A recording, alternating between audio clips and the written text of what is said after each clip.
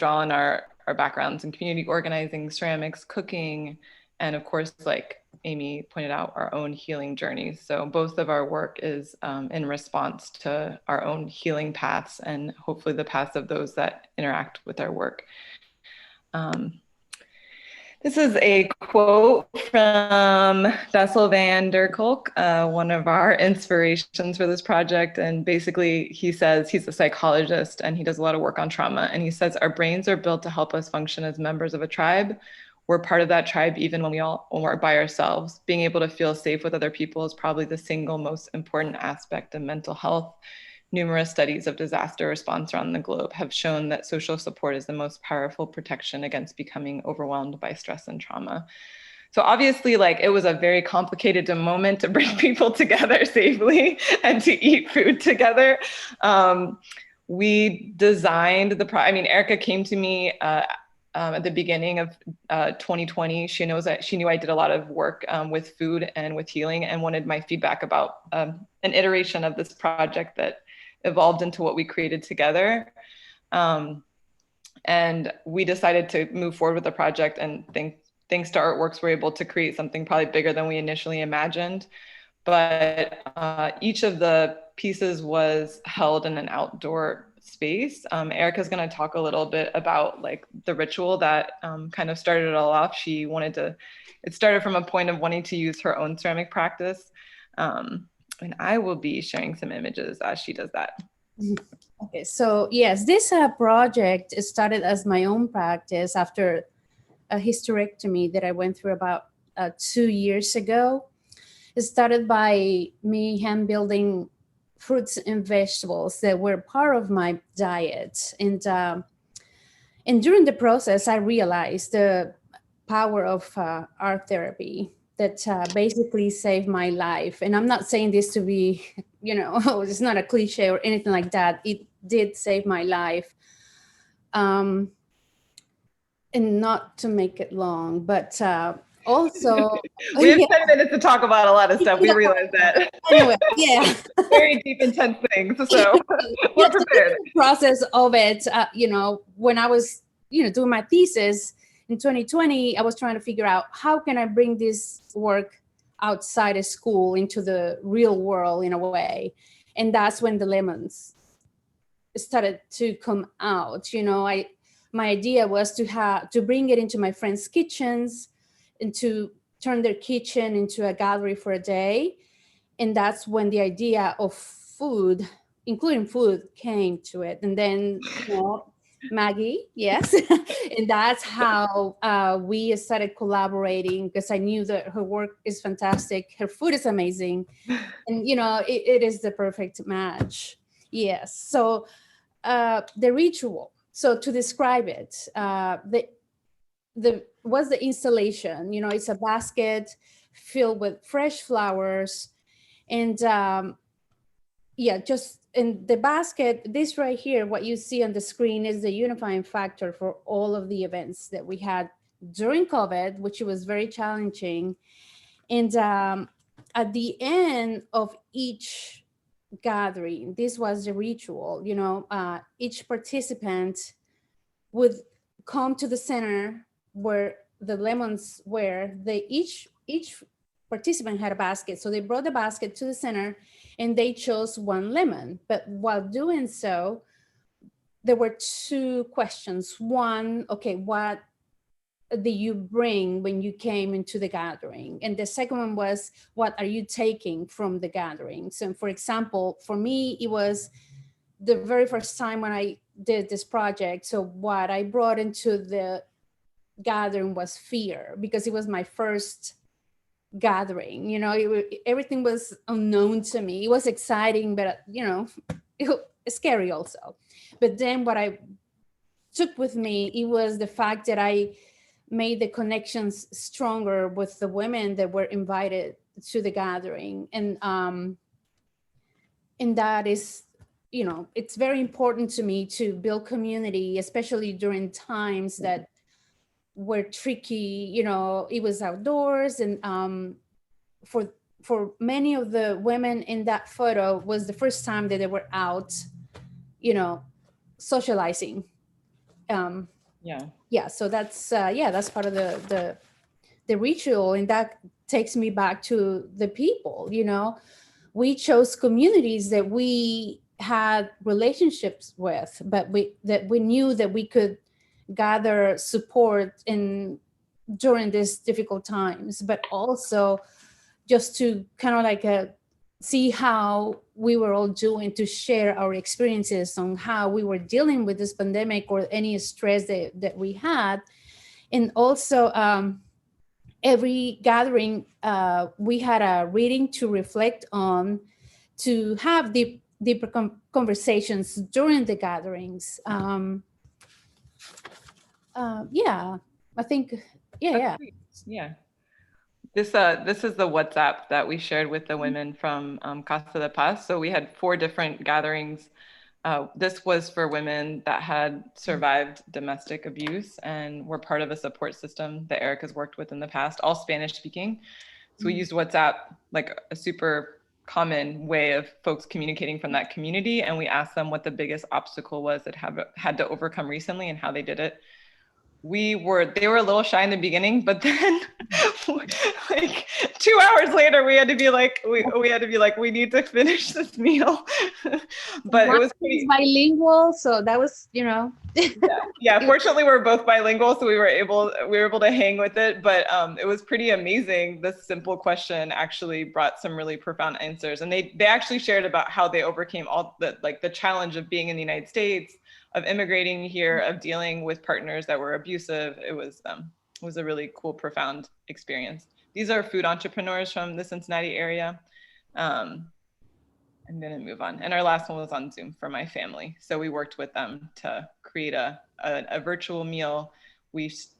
I'll talk about the food in a little bit, but I'm going to talk about the site. So each of the meals was designed to happen in a specific site where we felt like the site would reinforce the conversation we wanted to have with that group. So this is International Friendship Park. There's gardens that are created for all the continents of the world. So here are some signs you can see. There's also this replication of Indian mounds that are found here in Southern Ohio.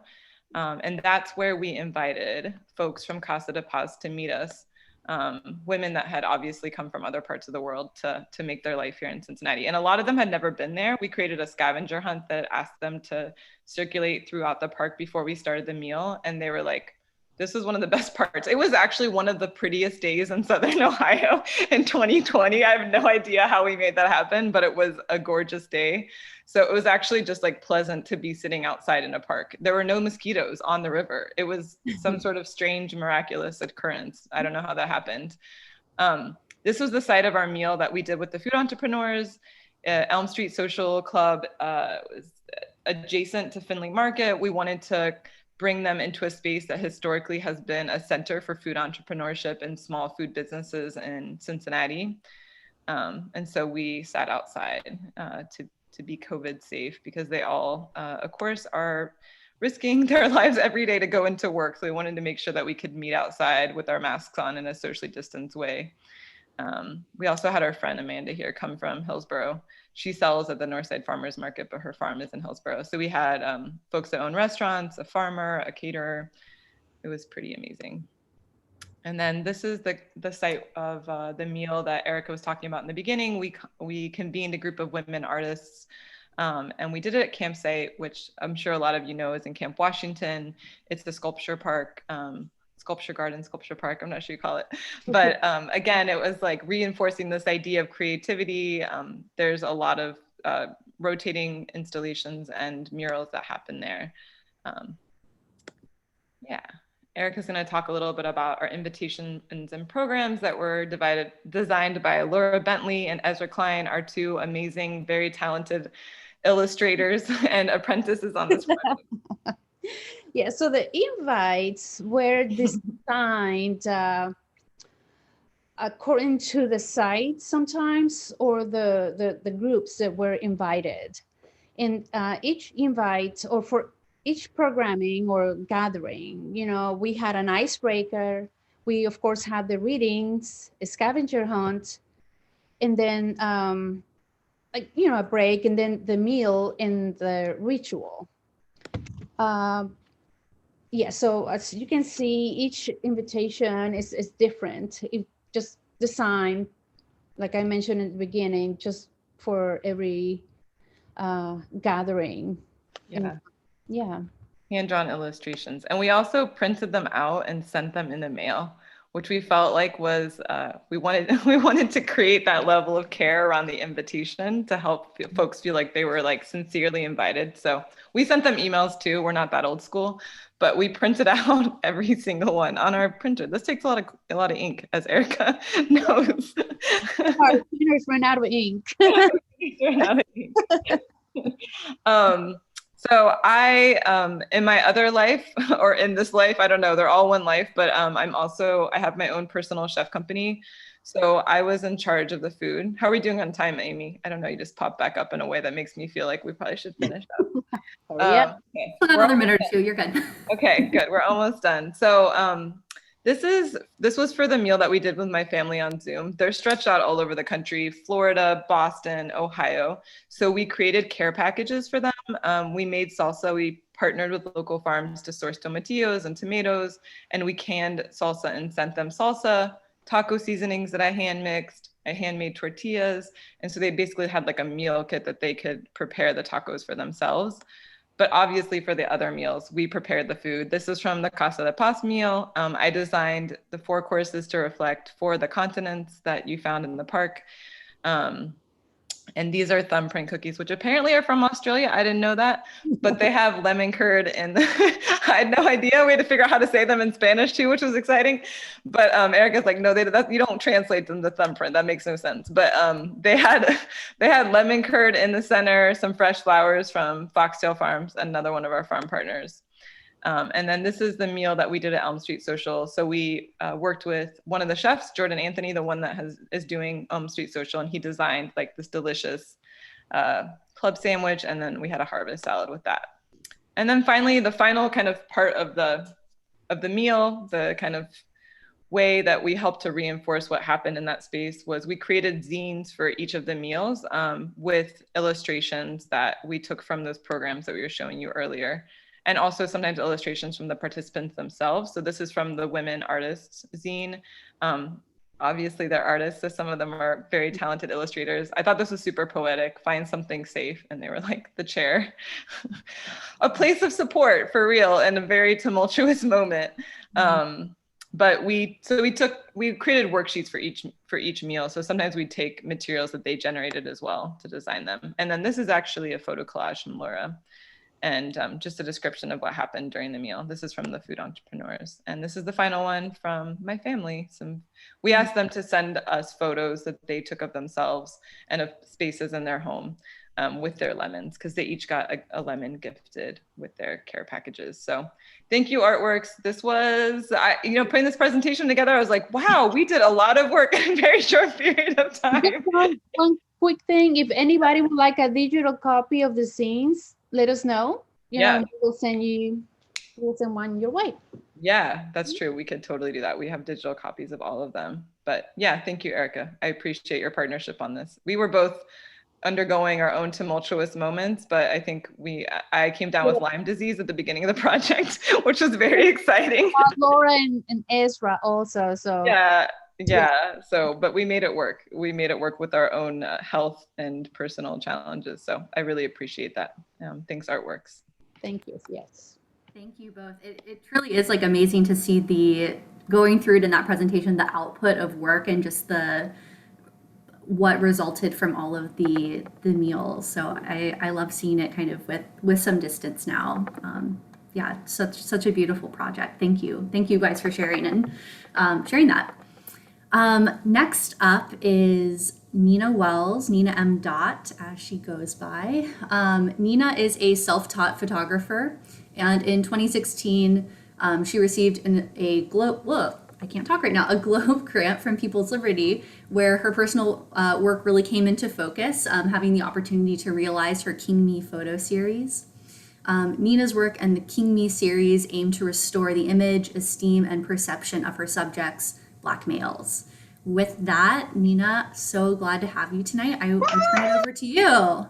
What? Thank you so much for the intro, Amy. Hello to everyone that is in the audience, and thank you to my fellow grantees as well. I'm so happy to be with you all tonight.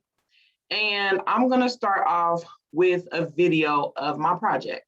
So let me share my screen, and then here we go. Well, Mike and Cherie, good evening to you. Most of the residents I talked to earlier today in Avondale tell me they are living in fear that is in their neighborhood, and that this recent violence there is unacceptable. I woke up very peaceful, very calm. But it's like finally here. Like, okay, because you know I don't have kids, but this is like literally giving birth right now. Right now I'm in the hospital. Like, think about a first time mom, bruh. Even though this is not my first install, still, this is still like going checking into the hospital and having a baby. That's literally what I feel like. And so my nerves is contractions. Those are my nerves. Those are my nerves. I will be perping to say, oh, I'm cool. I do feel good, but I'm still nervous.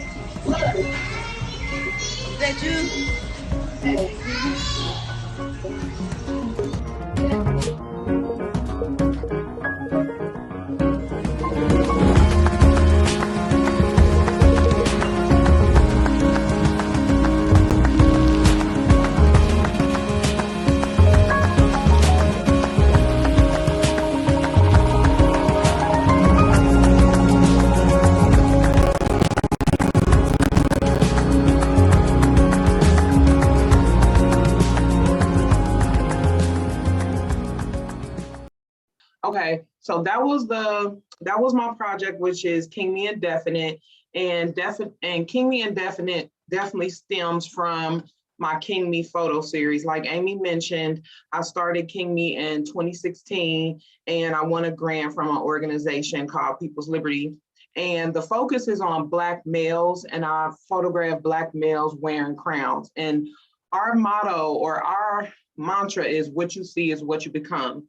And I chose what you see is what you become is because it's very memorable. And that's what I believe the images leave an imprint on those that see it daily. And when I won this particular grant, I wanted to make sure that it was an outside install, because as you've seen in the video, the little boy that he lived across the street. He lives across the street from the install.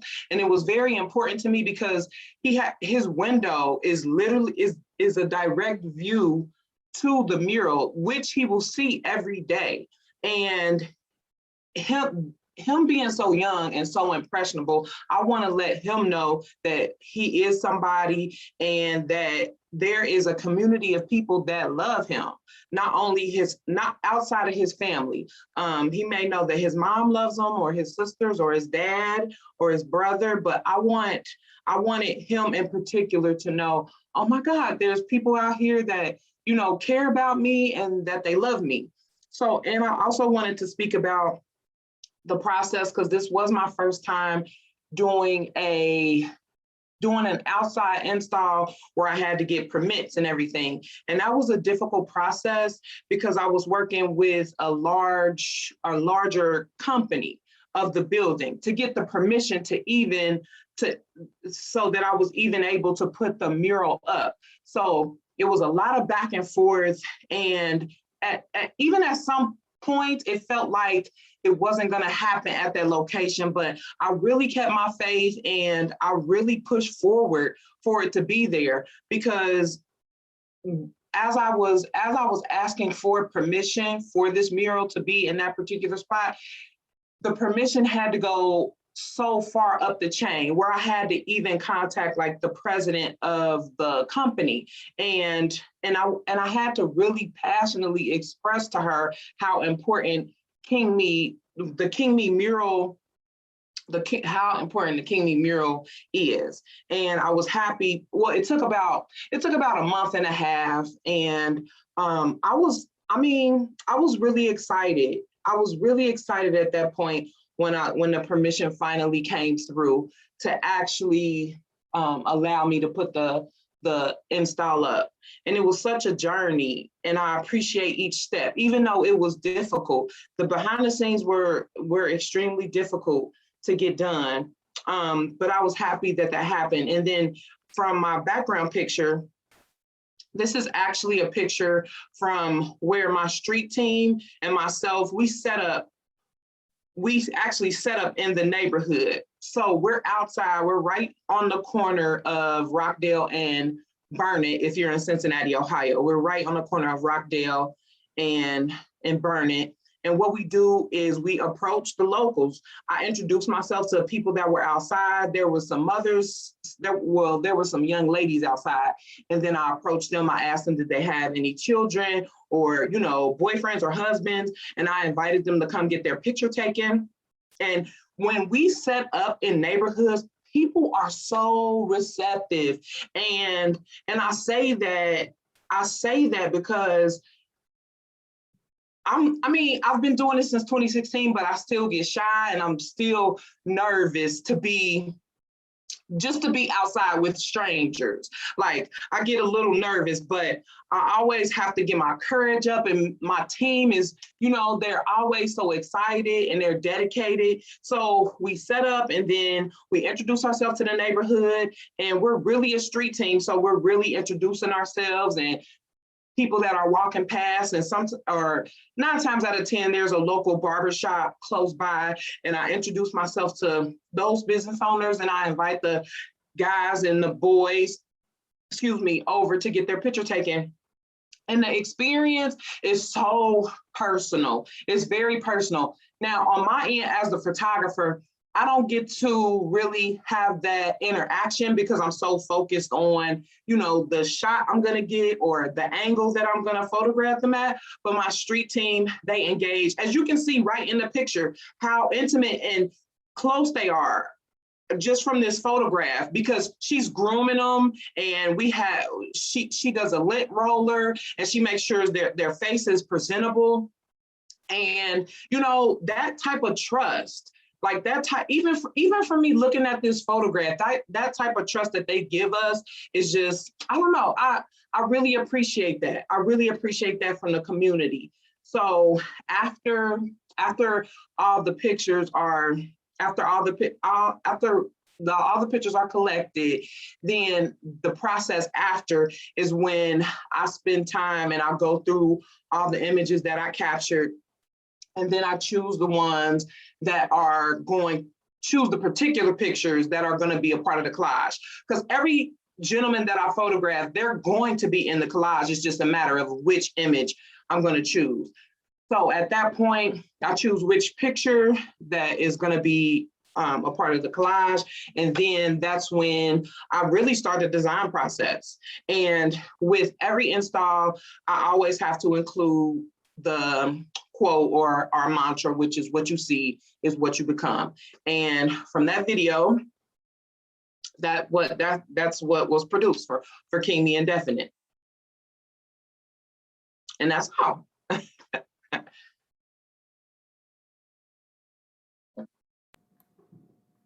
Thank you so much, Nina. Thank you. You do such a great job of just like whatever you're doing, like empowering who you're with, and like thank you, just making people feel so welcome and building them up. And I know in this work that's such an essential part of being able to kind of pull people into the process. But Yeah. I appreciate that it's not just about like getting them on board, but Correct. making sure that they're Right. they are them best selves in the photograph as well. Right. So I think that's such an important part of Thank it. you. Thank you all for listening. I appreciate you. Thank you. Thank you. Next, I would like to introduce Jay DeFazio, who worked on the project Inside Out, Greater Cincinnati. Jay is a Northern Kentucky resident and holds a BFA from Northern Kentucky University and an MAT from Thomas More University, and has also done some postgraduate work at the Art Academy of Cincinnati and NKU.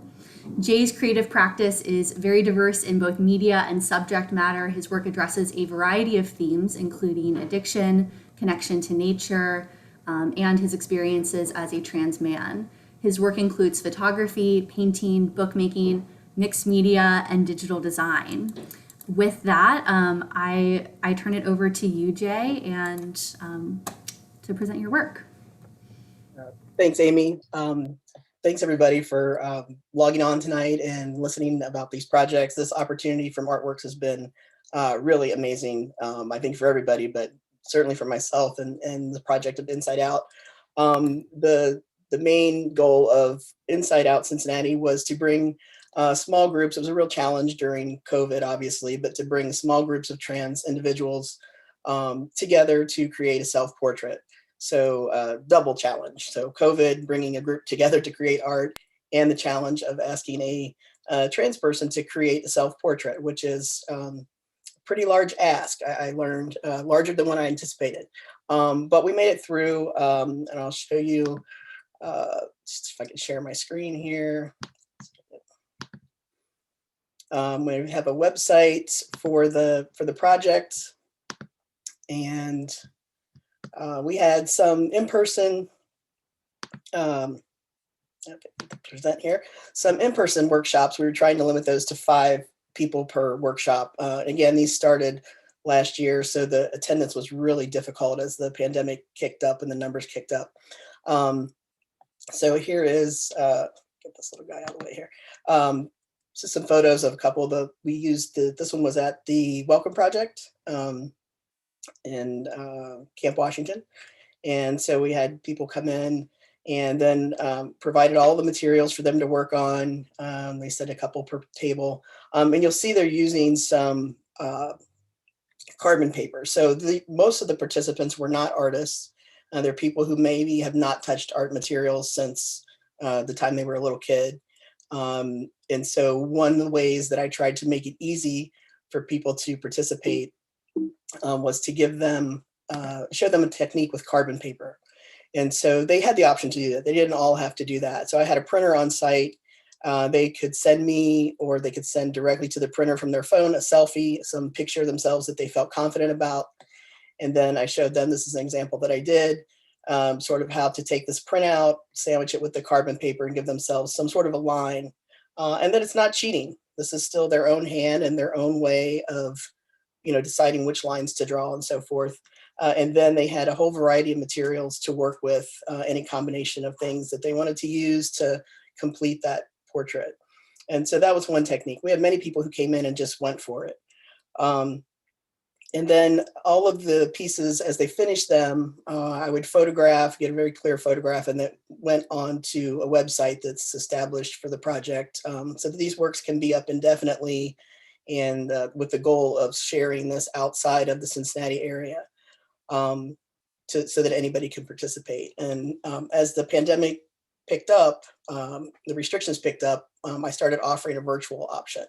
And so I would get on, set up an Instagram account for the project, and would get on and follow hashtags like trans artist, and try to connect with people that I saw their work looked interesting. And I would send them a message and say, hey, this is this project. If you're interested, would love for you to participate. Was actually able to connect with some people that way. So I had an artist in Canada who did an amazing piece. This is his piece here, down here in the middle. Wonderful artist. It was a great experience for him. I had people trying to connect with people on Facebook. I had a gentleman from Henderson, Kentucky, and people from Columbus, Ohio, Akron, Ohio, Indiana, So it's, it's spreading out to wherever I could, touch base. So on the website, this is just a screenshot. So there's a gallery here. So far, we have about 30 pieces up, I believe.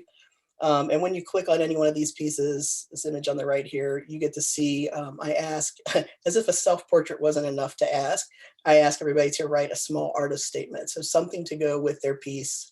They were allowed to choose how they want to be identified, if they wanted their full name or a nickname, according to their level of privacy and what they wanted to share in a public space like this. And so they're all kind of like this, you can see as you click on each one. It's still, the website is up, and it's with the grant money paid for 2 years to start. So as things are now, people starting to get vaccinated, myself included, I was fortunate enough to do that. I've already got some emails out trying to see if anybody's willing to let me use a space in May. June is Pride Month. That would be a great time. So, and I've had some people asking, so I still have people submitting virtually.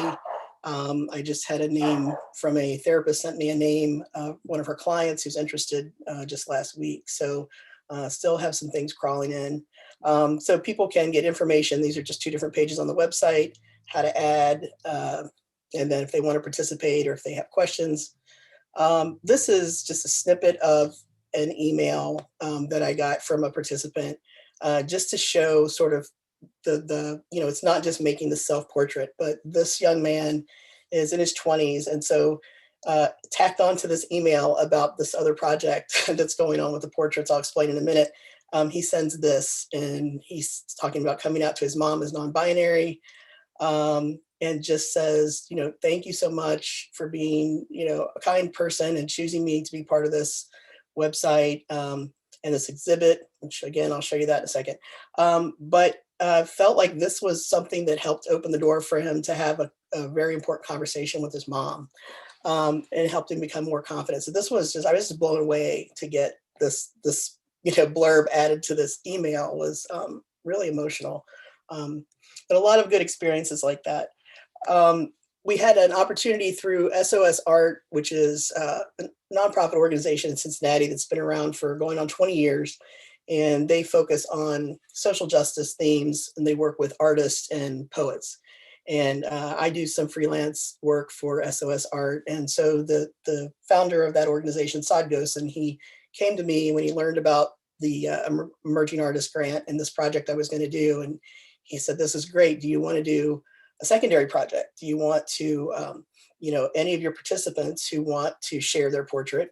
He said, I'll pair them with a poet, a published poet in Cincinnati. And the poet can write an original piece inspired by their portrait and their artist statement. And so as I went through the workshops and each person I work with, I proposed this project to them, and they signed off, that I could exhibit their work online. And they signed off saying, either, yes, I want to be part of this poetry collaboration, or I do not. And we only had 1 out of 30 people that said, no, I don't want to do it. It was a young, shy 15-year-old. So we gave him a pass, of course. But everybody was really excited to be part of that. And that's just coming together now. All of the portraits and the poems are in. SOS is putting that together in a little exhibit book that's going to be printed next month. And all of the participants will get a book, a full color book. And then we were actually able to tack on to NKU had a recent exhibit in their gallery called Artistic Visions of Race and Gender. And so we were able to get the portraits with the poems side by side in that exhibit. So some of the poets that participated, Manuel Iris, some of you may know, he's a wonderful friend of mine and the Cincinnati Poet Laureate, wrote a very beautiful poem paired with one of the portraits. Dr. Tyrone Williams from Xavier, an amazing poet, also wrote for us. Barbara Marie Minnie, a poet from Akron, Ohio, and Penelope Epple, a Cincinnati poet. It was really interesting. They are both identify as trans, and they worked on both ends of this project. So they did a portrait with me, and then they wrote a poem for another trans person's portrait for this SOS project. The SOS project is called Inside Out, an Affirming Epiphany. This is just a proof page spread from the book that's going to be put together. So you can see this was CDAX that contributed this piece of artwork and an artist statement. Lisa Prantle wrote a poem inspired by that piece and the artist statement. Manuel Iris, of course, Spanish speaker from Mexico, and wrote his poem in both English and Spanish, which was really nice. This participant, Monix, has Hispanic heritage, and so it was a nice match to put those two together. This was the exhibit at NKU, and this just wrapped up on the 26th. So this ran from the 12th to the 26th. We got to put all of our poems and pieces in this exhibit, like a live in-person exhibit, which was kind of nice since everything is online. It's been online now recently. And this is sort of just a close-up of how these were displayed. So we had the digital images that I collected. We had those printed to fit an 8x10, and then with the poem and the artist statement next to it. We had plenty of poets who wrote more than one poem, which was really nice. A lot of positive participation there. A nice collaboration between both the cisgender community and the trans community, which was another unexpected bonus of this secondary project that came about. I think that's it on that one. So anyway, that's where we are. So still talking to people, still trying to, the goal is, of course, once I can have more in-person sessions, is to try to branch out a little bit and try to do at least one a month as going forward, and adding them when I need to. I have requests for a few people in Dayton want me to come up and do one there. That'll probably be the next stop, and trying to get some on this side of the river in Northern Kentucky. So that's, I think that's about it. So thank you, Amy, and thank you to ArtWorks for giving that opportunity. Thank you, Jay, for sharing your project. I think I saw this pop up in the chat from Sydney, but I am so impressed by how far-reaching this project is. How many, I know your focus initially was just in the Greater Cincinnati area, but the want to participate in this from such a large region, I think, goes to show how needed this is. And the project is so healing and affirming for those who participate. And I'm sure for those who are maybe starting their journey or questioning or dealing with that, to see kind of that journey, I know it has to be supportive as well. So it's really beautiful in kind of all of those different lenses. So thank you. Okay, next up is Kailah Ware. Kailah worked on the project Before the Streetlights Come On. To introduce Kailah, I'll read her bio. Kailah is a mixed media filmmaker and photographer whose work is driven by connectivity. She specializes in short-form documentaries and fine art photography that seek to answer two questions: who are you and why? Her work explores themes such as race politics, identity, social activism, and women's issues. Her artwork delicately displays the humanity of Black and Brown people while provoking thought about racial anxiety and depression that many people of color face in the United States. Kailah's work has been featured at CVG, the Woodward Theater, and she's had a short film screened at the Black LGBT Film Festival. In addition to her work in film, Kailah is also an educator. She has developed a film institute in Durban, South Africa, to teach high schoolers how to produce short films around social, political, and cultural issues happening in South Africa. With that, it is my pleasure to turn it over to Kailah. Hey, how's everybody doing today? I know I'm going to give the rhetorical response, so hopefully everybody's doing good. Thank you all for having me. I am so excited to be sharing my work with you all today. So the name of my work that I got with the ArtWorks Jumpstart Grant is entitled Before the Streetlights Come On. So while most of us during the summer were undergoing like COVID, anxiety, maybe some depression from being in the house, something that was really weighing heavy on my shoulders was all of the social and political unrest that was going on during the summer. I mean, it was something that we couldn't escape from. And it's just like, you wake up, somebody else has gotten shot. You wake up, somebody else is dead. There is no justice. And it was just so frustrating for me. And the thing that really helped me was seeing things that were inspiring, right? So I'm like, man, they just keep on killing us and like, it's not stopping. And what can I do about that? How can I use my voice? But I'm also inside. I'm kind of stuck inside because outside is dangerous for a multitude of reasons. And now I'm in. And I was like, yo, I saw this opportunity with ArtWorks. And I'm like, you know what? I really want to pay homage to Timothy Thomas. So Timothy Thomas, I don't know if there's some people on this call that are not from Cincinnati or just aren't familiar, but he was shot by a Cincinnati police officer in 2001, which sparked the uprising, and some people refer to them as the riots that happened. And he was 19 years old when he died. And so while I was just in the house, like with all this self-reflection, I'm like, yo, I would really love to memorialize his childhood in some way. You know, I grew up in the West End, so it's just adjacent to like over the Rhine where a lot of this stuff was happening.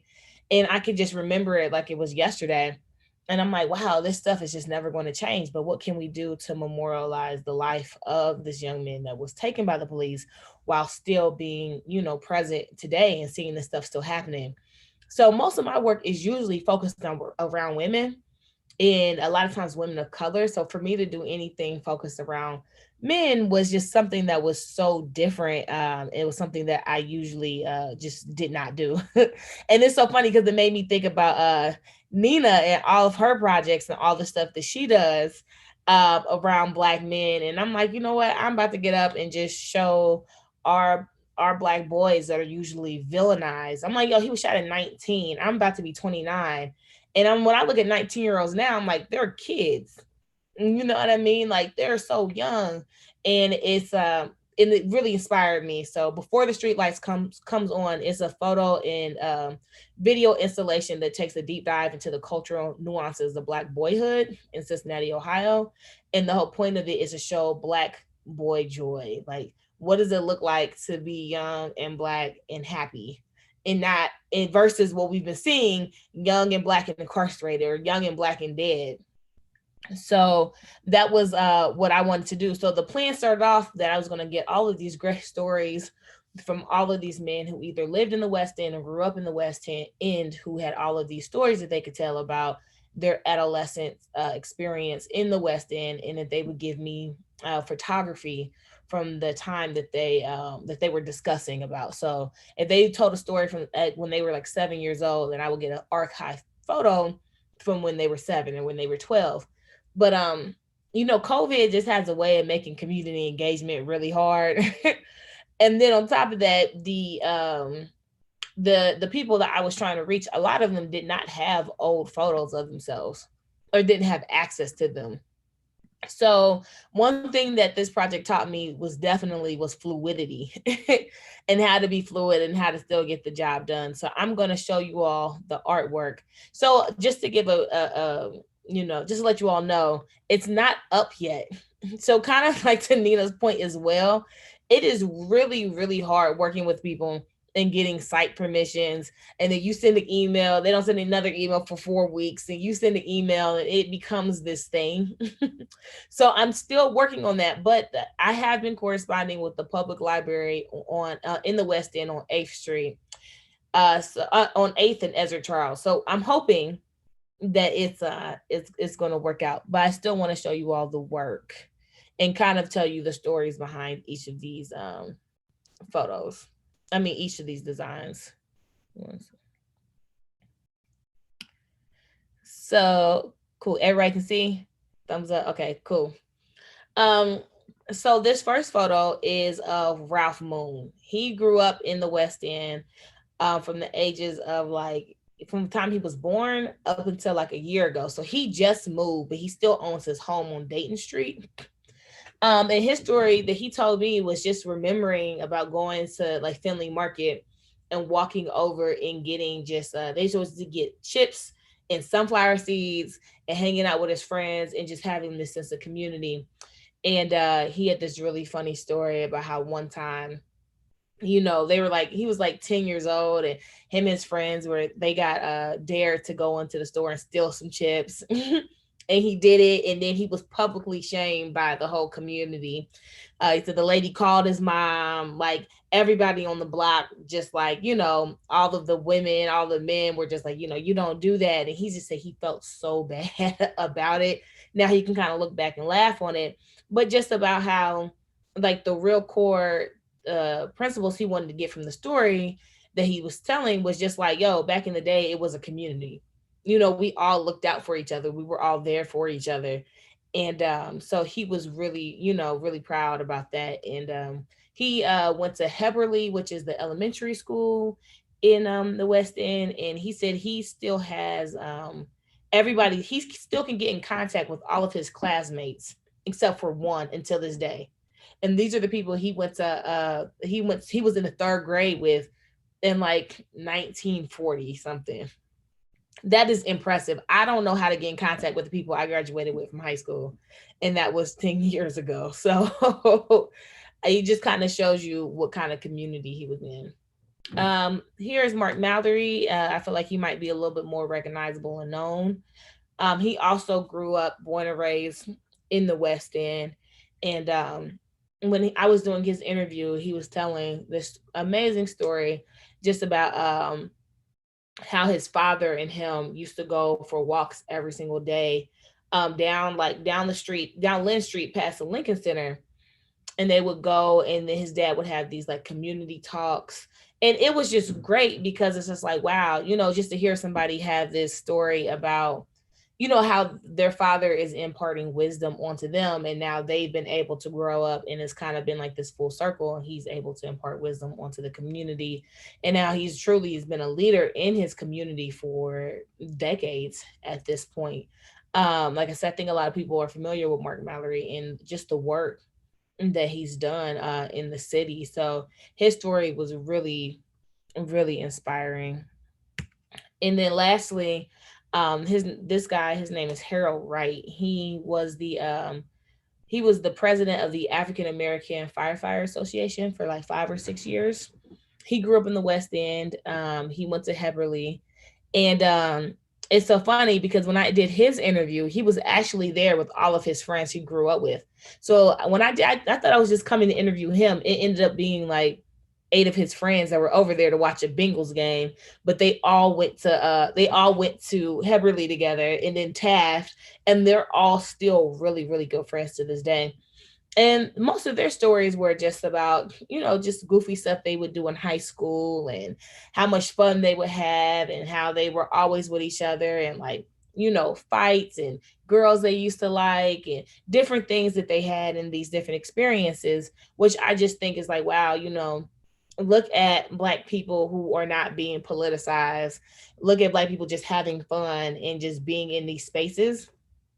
And so all of the videos are up on, I have them on a website. And yeah, so I still, like I said, it's still trying to find its home. We're still trying to get it up. But this work to me was just really profound and really, really important, because I just think that we have to, as artists, it's our duty and our responsibility to counter the things that we see or question the things that we see. And for me, it's like, you know, I feel like a lot of times like art is like this hard hitting, oh man, we have to, you know, just make all of these statements and all of these things. But it's like, I just want the statement to be laughter. I want the statement to be joy. I want the statement to be, you know, tell me about the time that you got kicked out of class from your teacher. Just these little nuanced moments that make us all human. So Amy popped up, so I'm about to pop off. But thank you all so much, and I hope you all enjoyed that. Thank you, Kailah. My pop-up isn't stop talking. It's just, you know, a soft, a soft reminder. But oh, Kailah, you're still sharing your screen. Do you mind to? I mean, I like what I'm looking at. I'm very excited for this work to finally, at some point, find its future home. And I know that these are all just really amazing representative members of the West End. And I think that's going to be so empowering for the community to really see these contemporary stories uplifted. I think, yeah, awesome. Thank you, Kailah. All right. Last, in terms of our kind of introducing projects, is Batres Gilvin, who worked on the project Give a Minute Cincinnati. Batres Gilvin is an art collective made up of members Bradley Gilvin and Carla Batres. The couple met while studying at the Art Academy of Cincinnati. and then later formed as a collaborative when they were studying in their graduate studies at the University of Cincinnati's College of Design, Architecture, Art, and Planning in 2018 is when they formed the collaborative. They, as a collaborative duo, they value a multidisciplinary approach to art making. This is visible through their techniques utilized in practice, such as collage, assemblage, installation, and sculpture. And then through their work, they explore the hybridity, duality, and polarization that occur through their experience as a multi-ethnic team by incorporating iconography related to Mexican-American culture and the American South, while also referencing the political parallels that exist at the regional and national level. With that, Carla, Bradley, I turn it over to you guys to share about Give a Minute. Hello, everyone. Thank you for being here today. And congrats to all of the other Jumpstart recipients. It's been really inspiring to hear you all speak and share your stories today. Yeah, thank you so much. This has been a great opportunity and we're just really excited to share what we've done. So we'll be sharing our screen real quick. And we'll show you some images that'll better explain kind of our project.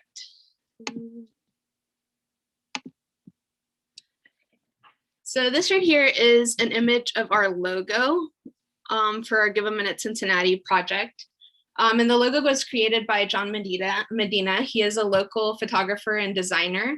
For us, it was important throughout the entire project to incorporate Greater Cincinnati artists, creators, and just the community in general. So this is our lovely logo. The idea for this project came about because we believe that everyone has something to teach and in turn something to learn from their community. The challenge for this project was figuring out how to kind of put that statement out there in an accessible way and a safe way, especially during this pandemic. And because of the pandemic, we really wanted to focus on kind of digital space, a space where we could still join together and share with one another. So Give a Minute Cincinnati is a space where Greater Cincinnati community members learn from one another by sharing creative 1-minute videos. And if you listen to our artist statement, our work is often more sculptural, more kind of tactile. So this was really a new thing for us, doing video work and doing all this social media work on these platforms. So we have a website, we have an Instagram page, and we have a YouTube channel where all of the videos that were submitted can be seen and where people can learn from and interact with each other. So next, we just want to give a shout out to our apprentices. They were just so helpful throughout this entire process, and their names were Miles Brugermeyer and Jay Casson. And Miles actually submitted one of these kind of Give a Minute videos, and we wanted to share this with you today. It's a 1-minute video. If we have issues viewing it, it's available on our Give a Minute Cincinnati platforms that Brad just kind of highlighted. So we'll give it a shot real quick.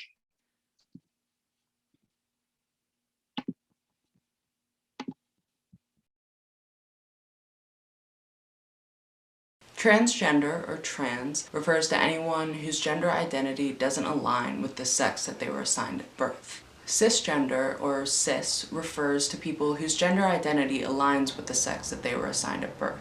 Pronouns are words that we use to refer to each other. Don't assume you know someone's pronouns just by how they look or their name. It's super helpful when cis people share their pronouns. It normalizes it and it makes trans people feel more comfortable sharing their pronouns. If you get someone's pronouns wrong, just apologize, correct yourself, and move on. Drawing out the apology too long can be a little embarrassing for trans people. If you hear someone else using the wrong pronoun, correct them. A lot of trans people are uncomfortable correcting people and it just takes a little pressure off of us. Everyone's transition is different, whether people choose to go on hormones or get surgeries or the way they choose to present themselves. These things don't make them any more or less trans and not any less deserving of respect.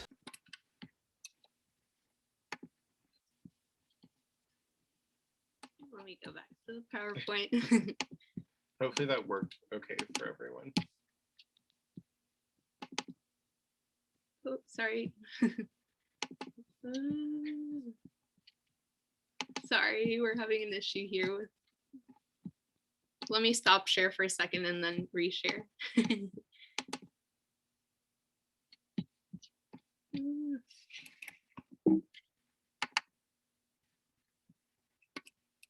There we go. So Miles is so talented, as you saw in the video. He put together this great kind of animation that also came in handy when we were kind of promoting the project. So thank you, Miles. So we had a total of 40 submissions, and those submissions came from all over Greater Cincinnati. Below you can see some of those locations, such as Northside, Camp Washington, Loveland, Verona, Atwood, Ludlow, Latonia. So just individuals that were able to participate came from all over. We even had some individuals that are currently in Cincinnati, but they're originally from other states like Georgia, Tennessee, or other cities like Indianapolis and Columbus. And the image that you're seeing right now is kind of the thumbnails of these videos that we assembled, and they are our Give a Minute Cincinnati gallery, which all of these videos are available on all of our platforms. So as part of the submission process, we also asked everyone to fill out an interview. And in that interview, people would identify kind of, who they are, the thing that they do for a living or in their everyday life, and then also talk about the video that they had made. So some of the ways that people identified themselves in these interviews were as students, a founder of a museum, creators, a director of a school of art, an appellate court judge, grandmothers, farmers, LGBTQ+ community members, educators, and a burlesque artist.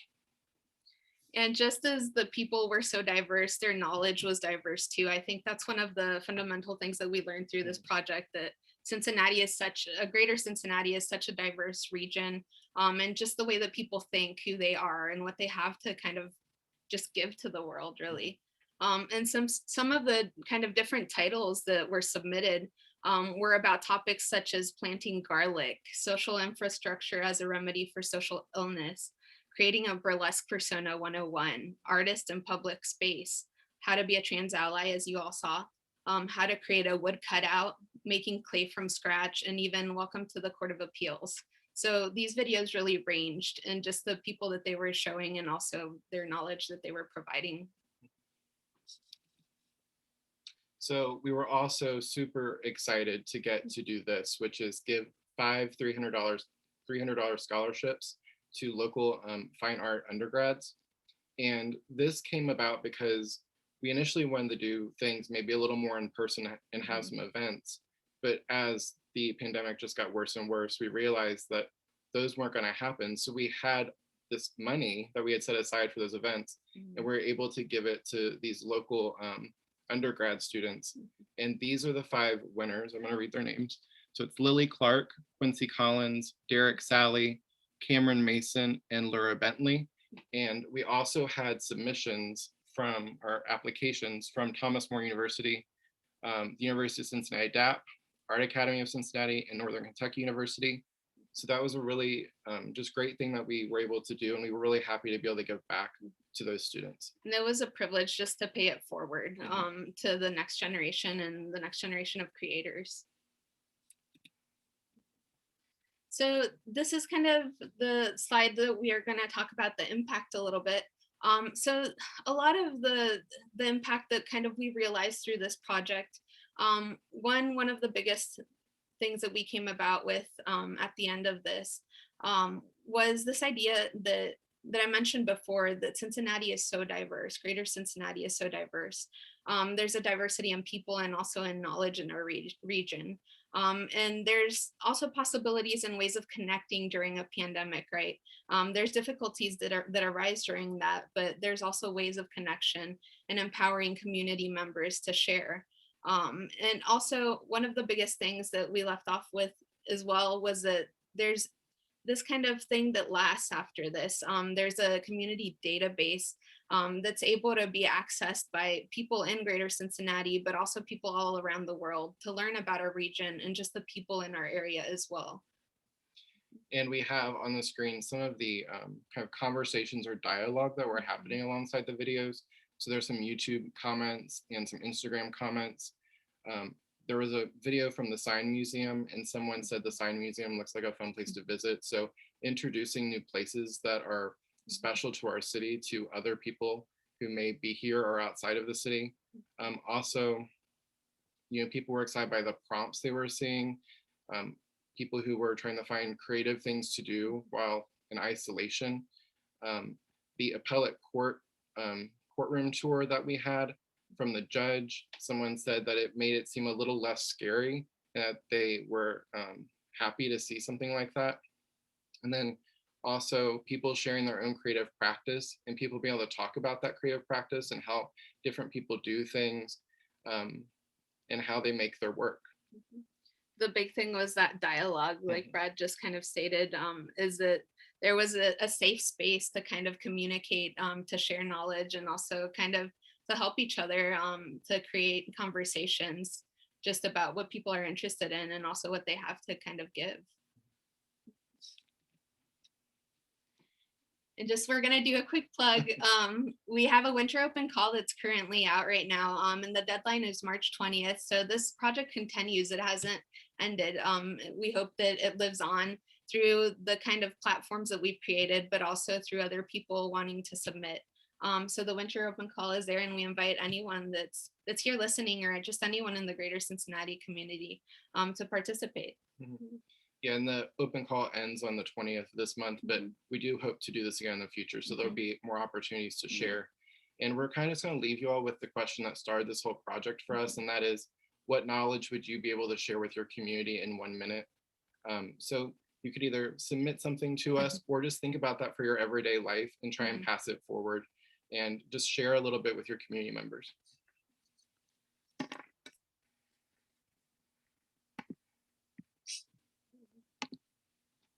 And thank you, ArtWorks, again. This was just such a big thing. It was wonderful to do this project.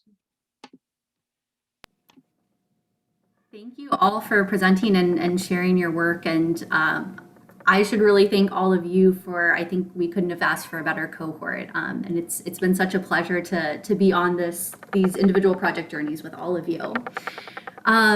So now I'd like to we have the rest of the time this evening just for some group questions and questions from the audience. I know I've already seen a few pop up. I just want to reiterate that if you are in the audience and you have a question, please use either the Q&A, which is at the bottom of the screen, the two little bubbles. You can type in your question there, and I will read it on screen, and the artist will answer. If you would prefer, I just raised my hand, but if you would prefer to not type, you can do what I just did and raise your hand, and I'll kind of turn your voice on so you can just ask your question using your voice rather than typing if that's your preference. Awesome. But to kick it off, so I know you each worked with a group of apprentices. Some of you spoke about the apprentice role, but I'm curious to hear more about, and from those of you who maybe didn't talk about how the apprentices supported your project, and then what was it like working with those younger people? Again, our apprentices are 14 to 21, so it's they're kind of just starting their art careers. Yeah, I loved working with my apprentice. Her name is Matilda, and she was just so supportive, so helpful. And the biggest thing I loved about her was that she was so ready to learn. Like when it was like, oh man, how can I shoot on this? Or what setting should my camera be on? Or, she was just so curious. And I think that there's something to be said about a person who wants to learn, who's curious and wants to learn more and is really receptive. And on top of that, she was just so helpful. Like she helped put the website together.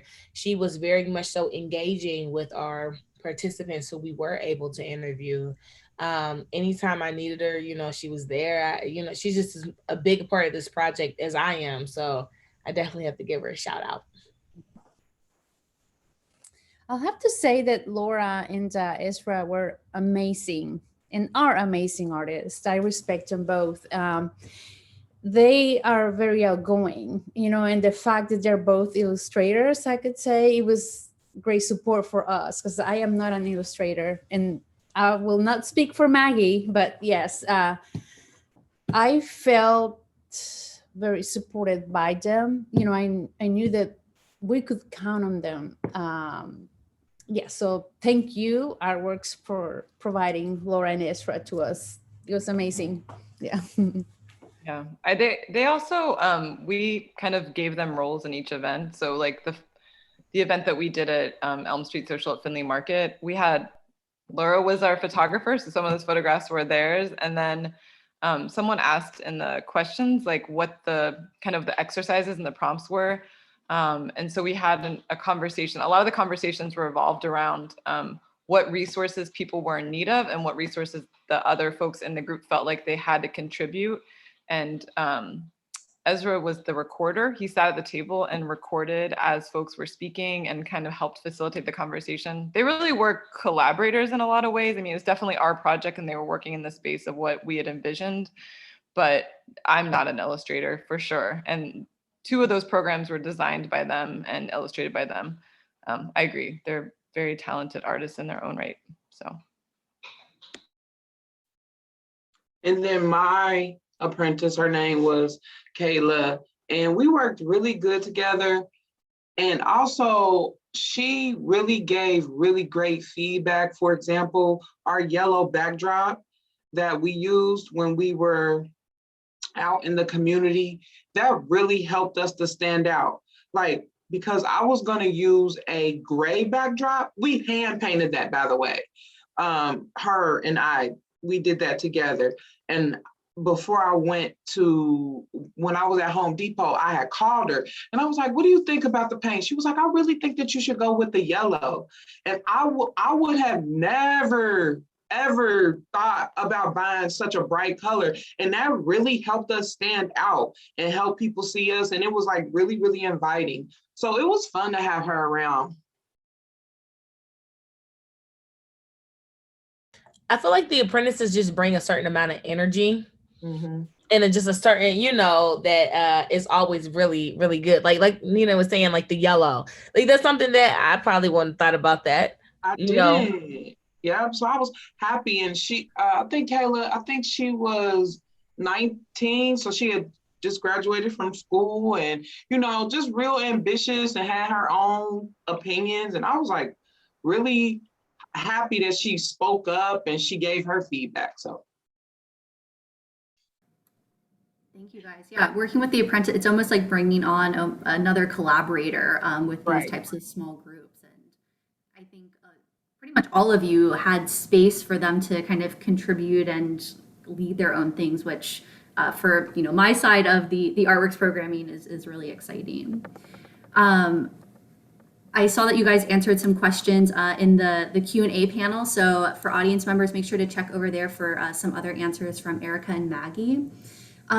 I'm curious to know, I know for some of you, your practice is really more in the space of community-based work. And for others of you, this may just be something that you do as part of your practice, but it's not your full practice. I'm curious to know what kind of draws you to, working with the community in this way and having these types of engagements. And I know that's kind of different for each of your projects. So whoever wants to jump in. So yeah, I would say that what really draws me into this type of work or civic engagement is really seeing the impact that it has on people. So just not even just to speak to my project, but like Carla and Bradley, the video that you just shared on how to be a trans ally, that's something that just impacted me. And not to saying that I wasn't a trans ally, because I definitely feel as though I am. I definitely just the little thing, like don't apologize too long. It's embarrassing. That just impacted me. So now I know if I'm ever in that type of situation, how to handle that. Or even like Maggie and Erika and you all's project and like having these conversations and, around food and doing these type of different iterations. And Nina, obviously with the King Me, and then with the Jay, with your project about doing a self-portrait and being trans and having people see themselves. And I think the one thing we all talked about was the impact that it had on other people around us. So I really feel like for me, that's why I love to be involved, because I love to impact as well as be impacted by the work that I see from other people. Yeah, I grew up in a community. I grew up in Middletown. It's about 45 minutes north of Cincinnati. It's a steel mill town. It's very working class. Our art, like capital A art, was not part of my day-to-day life. And I want to make work that I feel like the folks that I grew up around and that are part of my family feel comfortable engaging with. And so while I like enjoy making work for a gallery in a white cube, and that's exciting, I think I would feel like my work wasn't speaking to the audiences I want to speak to if I relegated it to gallery spaces. So for me, it's really important to create things that aren't always read as art, but are experienced by folks who don't necessarily feel included in that realm, if that makes sense. So like a meal is so accessible to so many people. Everybody knows how to do it, but then I get to, work with Erika, but in other instances, just lay meaning over that I feel like people are willing to engage in because I don't position it as art as such. So that's my motivation. Yeah, and for me, I'm a very passionate person, and therefore that makes me a very passionate artist. Everything that I do has some meaning, and it has a vibe, and I think that there are so many privileges that come with being an artist, that we are able to express our opinions, our beliefs in a visual manner. And I can see that with everyone here. And I think that is another part of having a community and making work for the community with the community, because you can communicate in different ways that many people can't. And I believe that when you're passionate and when you are genuine, the viewer and other artists feel that and are receptive to it. And I think that opens the doors to opportunities to be helpful, to make connections, and that's and make a difference, if you're able to do that. And that's always a good day, like, at least for me, I'm not out to change the world. I cannot do that. It will drive me crazy. But if I can change the world in one person, even once a year, or just by providing a safe space or sharing experiences and knowing that there is an ally, always there, it's important. So that's one of my reasons. Yeah. I'd have to agree with Erika. And yeah, Erika, you are a very passionate person. You're one of my heroes, by the way. I think part of this thing that's been so great with me and that I like about working with public is that it's so much more than the art, and you just don't know what that's going to be. You don't know what one little part of something is going to mean to somebody else and what it might mean to you. And so a lot of what I do working with youth and working with different people in art settings is to just say that art's accessible. That's really what I want people to know, is like, it's accessible.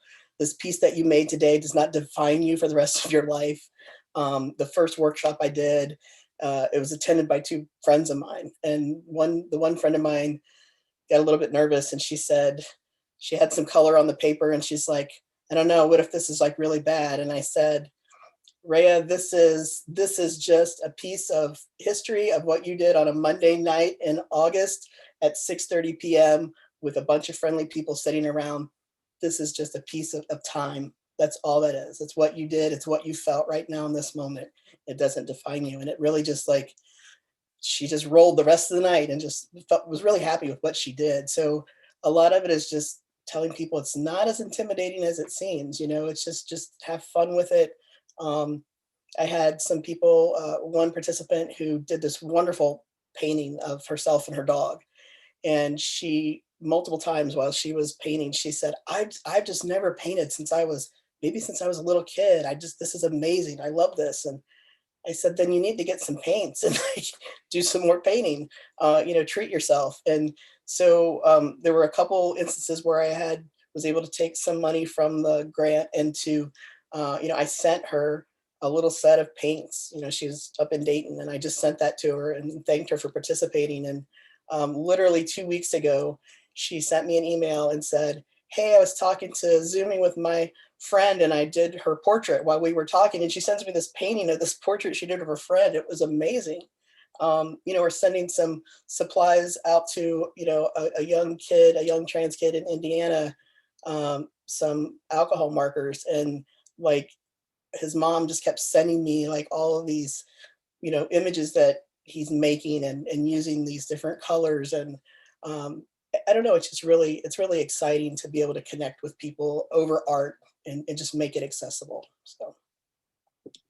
I agree with what you all are saying about Jay and just Maggie, Erika, everyone, about this idea of like accessibility and how a simple kind of action or a simple prompt can really create something big. This was our first community-based project. We just done kind of work like Maggie mentioned, like that would go into just like a gallery space or in a studio space. And just what I've learned from this is that something as simple as telling someone to create a 1-minute video can start something so big and so continuous that can really like connect with people from all ages, just backgrounds, and just a simple action can be so big, especially during these times where it's kind of hard to make big actions or to do big events or anything like that. But this idea that something so simple can transform. I love hearing all of your answers, especially last year when, you know, we were looking for projects that connected and were accessible when we couldn't access each other. I think you all addressed that need so beautifully in different ways, but you know, it certainly extends past these projects and into your practice. There's a question that I'll elevate from Jim Tucker in the audience. As someone who's not from Cincinnati, but hopefully moving here in the near future, Jim's coming to us from the outer reaches of the internet. I was very excited to come across ArtWorks. It seems that Cincinnati is a very creative place. The question is, do you all feel that the city and the public are supportive of public art?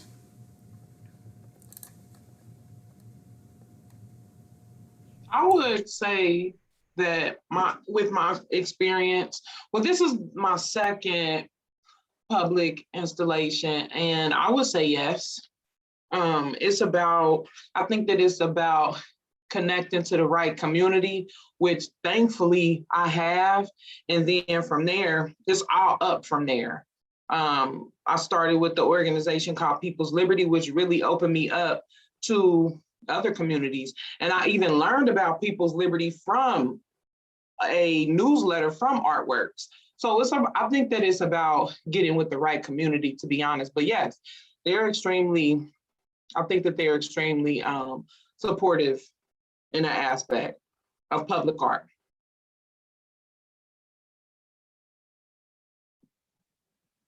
I mean, having grown up here and lived somewhere else for 15 years and then moved back a year ago, I would say social practice or obviously public art, which is what ArtWorks specializes in, is ginormous, gorgeous murals that you can see all over the city, are definitely supported by your organization. We're kind of famous for those murals now, but a little biased to this question, so.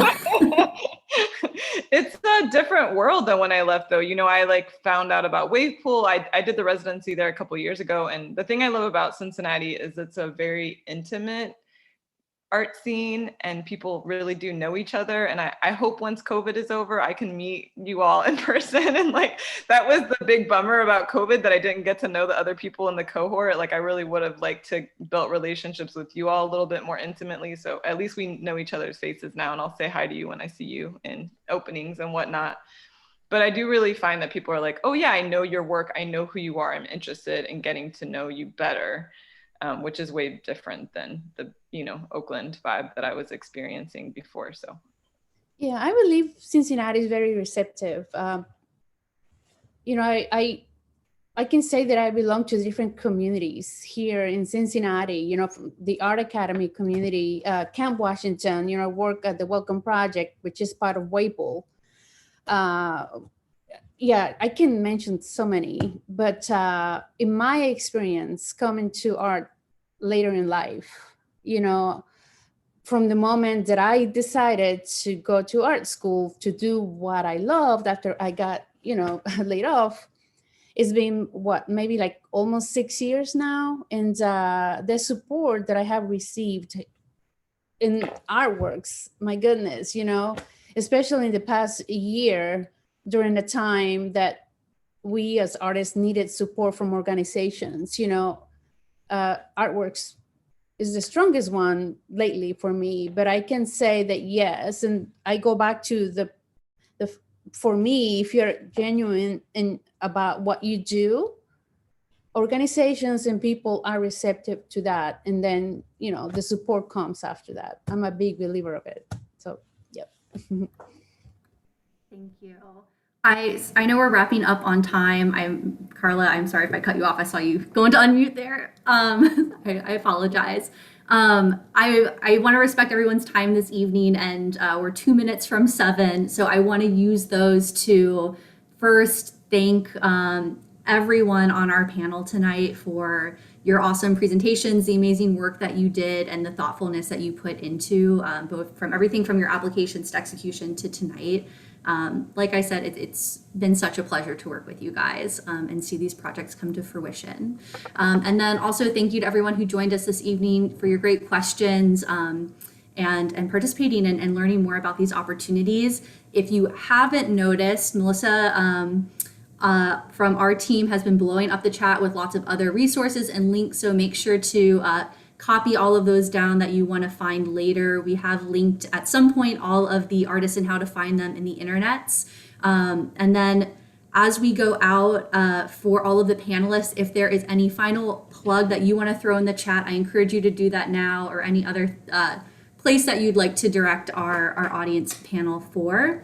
I will be the last one to share my screen this evening. I just want to again say thank you. Follow us over on all of our socials. This is my YouTuber plug, and please save the date for our next Viva Voce opportunity. So the next one will be on June 10th. The topic is arts and mental health. So more to come on that. We are really excited for June 10th, and then we have 2 more scheduled for this year, so we hope to see you all there.